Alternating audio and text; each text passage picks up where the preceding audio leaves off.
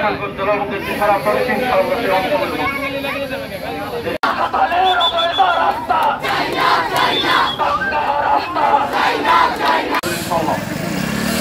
সময়ে এই কর্মসূচি বাস্তবায়ন করার জন্য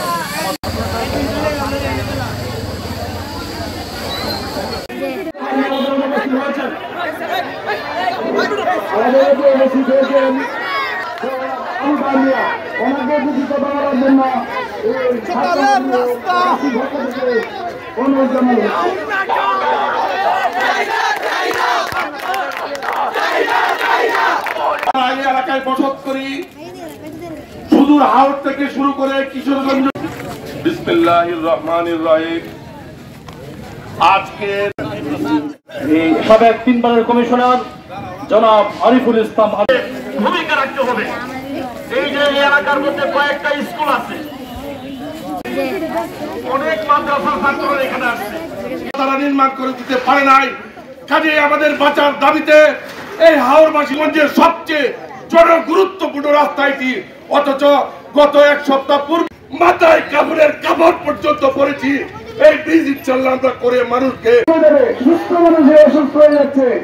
কর্মকাণ্ড হয় সেটা যেখানে হোক, আমি তার বিরোধিতা করি না, কিন্তু আমার বুকের উপর দিয়ে যে রাস্তা চলে গেছে, যেটাকে হাওড় অঞ্চলের গেটওয়ে বলা চলে, সেই হাওড় অঞ্চলের গেটওয়ে একরামপুর থেকে সদর পর্যন্ত এই যে রাস্তা, এই রাস্তার মধ্যে 1 টাকা খরচ করা হয় না।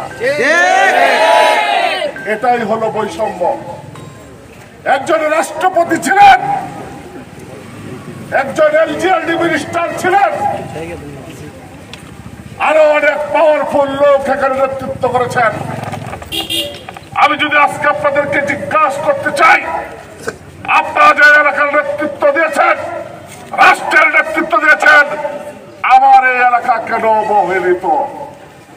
আপনি হাওড়ে হাজার হাজার কোটি টাকা খরচ করে রাস্তা করতে পারেন, আর যে রাস্তা দিয়ে আপনার মালামাল যায়, আপনারা চলাফেরা করেন, পথ পথ করে আপনার পতাকা উড়েছেন, সেই রাস্তার কোনো খবর নাই। বন্ধুরা আমার, এটাই হলো দুঃখের বিষয়।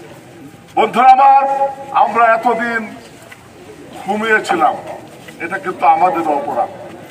আমরা ঘুমিয়েছিলাম বলেই যারা সজাগ ছিল তারা আমাদেরকে ঘুম পাড়াতে পেরেছে। আসুন আমরা জেগে উঠি।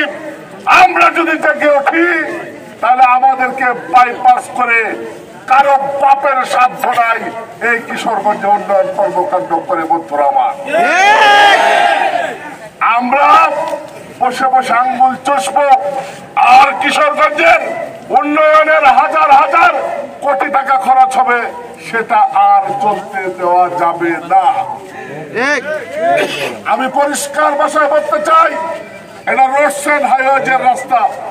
রোডসাইড হাইওয়েজের যে নির্বাহী প্রকৌশলী, এখানে যারা সুপারিনটেন্ডেন্ট ইঞ্জিনিয়ার, চিফ ইঞ্জিনিয়ার এবং সড়ক বিভাগের দায়িত্বে যে যোগাযোগ মন্ত্রী আছেন, আমি পরিষ্কার ভাষায় বলতে চাই, অনতি বিলম্বে যদি এই রাস্তার কাজ করা না হয়, তার পরিণতি কিন্তু আপনাদেরকে ভোগ করতে হবে।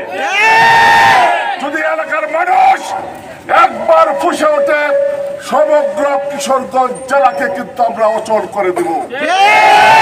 আমরা কোনো ভায়োলেন্স চাই না, অশান্তি চাই না, হরতাল অবরোধ চাই না।